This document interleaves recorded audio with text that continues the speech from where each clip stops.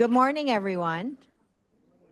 I want to, first of all, thank you for a major accomplishment today. We were very concerned that it was raining quite a bit last night, and you know what happens with rain, apart from a bad hair day, is, participation drops off. But we've got a full house. We're so glad you all are here. We're going to have some pretty amazing conversations with different industry sector leaders, NGO leaders, leaders in various capacities.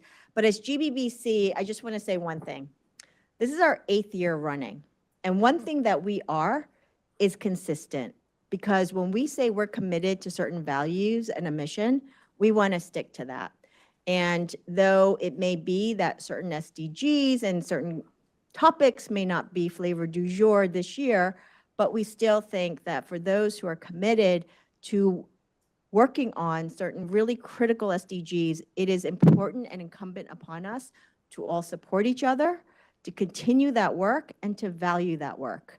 And so today, you will get a snapshot of a cross-section of that. And many of you here are the GBBC members, supporters, doers, change makers that have allowed us to do things like, I want to show you right here, our first ever published compilation. It's a book called The 101 Real World Blockchain Use Cases. And do you know why we did this? It's all of your use cases in one place because we wanted to address the question that we got very frequently around the world. What's real in blockchain? What's going on in blockchain? So here we are. This book, by the way, has also been accepted into the Library of Congress. I'm trying to get them to confirm to me that we're the first blockchain handbook to ever be brought into the Library of Congress. We shall see. It's congratulations to you all, especially those who are in this.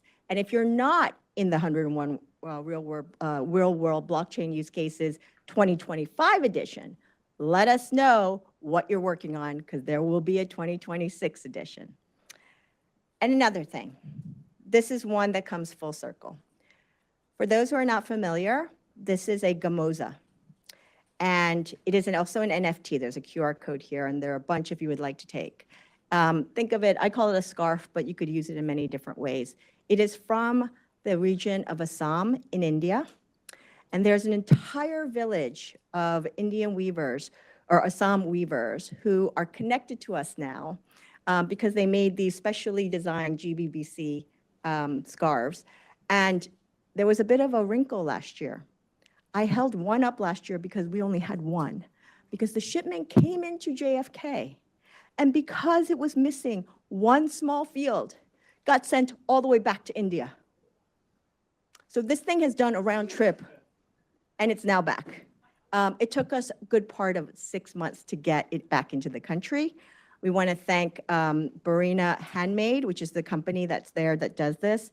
And I will tell you, I don't know that we'll ever meet these weavers, but we are connected to them through this sort of random, but also very purposeful connection of buying and purchasing their scarves that were bespoke made for us, but also their ability to use an NFT technology to be able to share their story. So if you click on the QR code, you will see that you will meet the weavers that made this. So please feel free to take one while they last.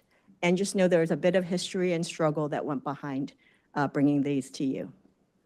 With that, I want to kick off and thank the GBBC team. Please raise your hand if you're in the room for the enormous hard work for putting this together. They're so humble and shy, they're not going to put their hands up, but they should. I've got Emma, Diana, Jackson, Patrick. I think a bunch of them are downstairs. I will tell you this year, I did almost zero to put this together. So I take no credit for having put together an amazing agenda and all of you in this room. So thank you to the team for that. And further, thank you to the UN Joint Staff Pension Fund. For the second time running, we have been afforded the opportunity to collaborate. And Dino, Mirko, Rosemary, who'll be up next, just thank you. Arnold, you're somewhere around here. I want to thank the entire team for the collaboration. And again, we are grateful to you. You are innovators, you are visionaries, and you'll learn a lot more about what the Joint Staff Pension Fund is doing. Over to you, Dino.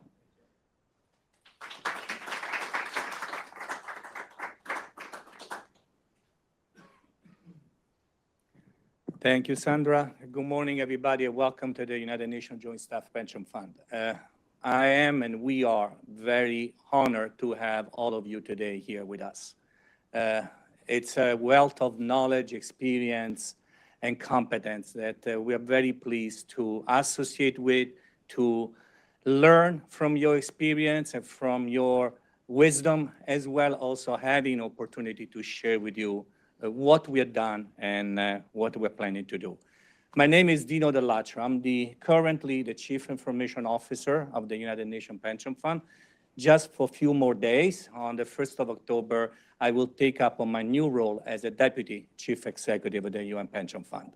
And here I am today to first and foremost introduce, unfortunately, just a video message from Rosemary McLean, our Chief Executive Officer, who could not be here in person for personal commitment, but she recorded a message, an opening remarks that I would like to have start, and then I would just add few words and then hand over to the organizer. Thank you.